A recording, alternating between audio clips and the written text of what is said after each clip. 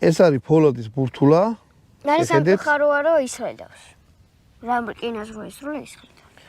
ხო, ყარზე დაპირს თუ მოხდა უკან გამოფრინდება, ასე რომ არის ოთხ ზედაპირს. ან შეიძლება კედელზე მიაყუდოთ მუყაო და იმას ესროლოთ. მუყაოს გახვრიტავს მოხდება უკან გამოხვრიტავს და მოხდება თვალში. ასე რომ ესროლოთ აი ხე უნდა იყოს ან რაღაცა რბილი იქით. კედელთან არ ესროლოთ რაღაცას, კედელზე არ თუ ჩამოკიდეთ, მაშინ ხე ჩამოკიდეთ. ისეთი რამე რომ ტყვია შეერჭოს შიგ და უკან არ გამოფრინდეს. ეს არის ძალიან ვერაგი რაღაცა რა. საშიში და ჯობია ან ფოლადის ისინი რო არის. წვეტიანი ტყვეები ეგეთი პისტოლეტი არის. კაი. ხო, არა. თუ სავარჯიშოდ გინდა და ბავშვს უყიდით, ბავშვს ჯობია რომ ესეთი რამე არ უყიდოთ. მოკლედ, თუ ესეთი რამე გექნებათ, ბურთულებიანი. აი, ეს არის დამზადებული ხელით. ჩემო მეგობარმა გააკეთა.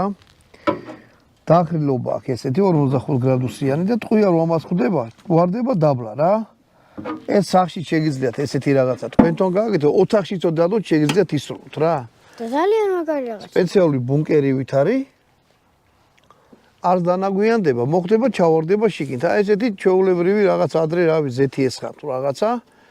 შეგიძლიათ ამაში ხე ჩადოთ, კორპი ჩადოთ, მაგას მნიშვნელობა აქვს, ინდაც ეს რაღაცა. ჯარჩი სიპოვი ამას. ა? ჯარჩი სიპოვი ამას და იქ. ხო. და ესეთი რამე შეგიძლიათ